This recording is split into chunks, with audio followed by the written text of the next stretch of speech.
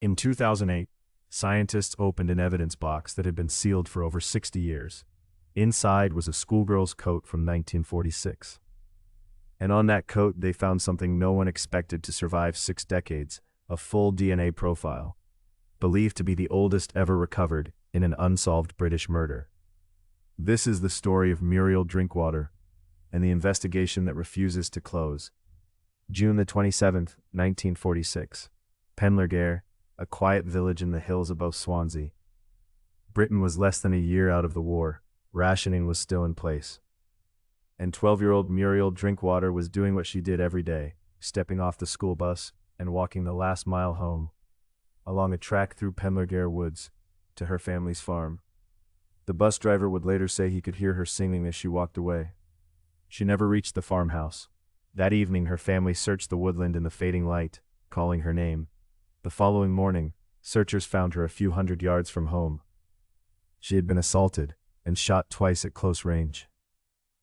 What happened next tells you a great deal about post-war British policing, its ambition, and its limits.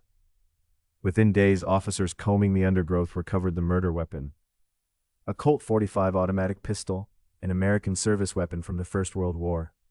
In 1946, with millions of men recently demobbed and wartime firearms scattered across the country, tracing a single pistol was close to impossible. But they tried. The weapon was examined, photographed, and circulated.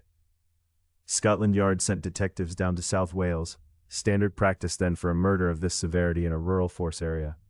And then came the sheer scale of it. This became one of the largest manhunts Wales had ever seen. Officers went door to door across the Swansea Valley. Thousands of men were questioned. Statements piled up. By some accounts, more than 20,000 of them, all handwritten, all indexed on paper cards.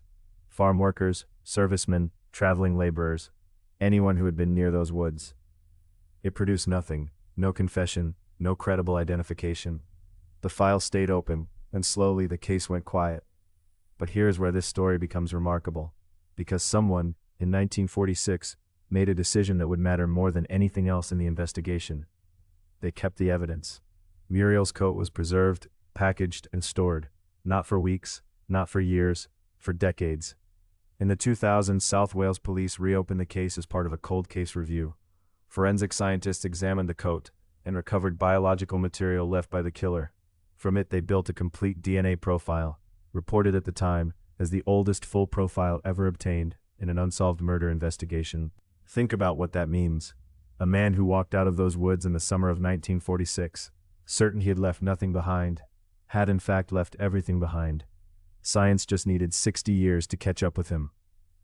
The profile was run against the National DNA Database. No match, which, given the age of the case, is not surprising. The killer was almost certainly an adult in 1946, and the database only reaches back so far. So investigators turned to familial searching, looking for partial matches, the children or grandchildren of the man responsible. One name has been raised repeatedly over the years by researchers and journalists. A convicted child killer from the Welsh Valleys, released from prison in the early 1940s after serving 20 years for 2 murders committed as a teenager.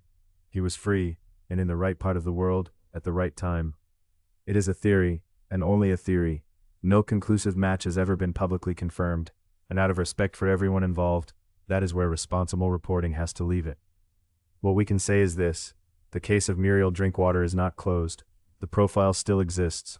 Every year, the DNA database grows, and somewhere in Britain, there may be a relative of her killer, whose sample could finally end a mystery that has stood since 1946. Muriel would be in her 90s now. Her family waited their whole lives for an answer that never came. But because someone kept the coat in a box, the possibility of an answer never died with them. If this case was new to you, consider subscribing to The Cordon. We cover the British cases the headlines forgot, carefully and respectfully. Leave a comment if you'd like a follow-up when there are developments. And if you know someone in South Wales with family stories from that summer, some answers start exactly there. Thank you for listening.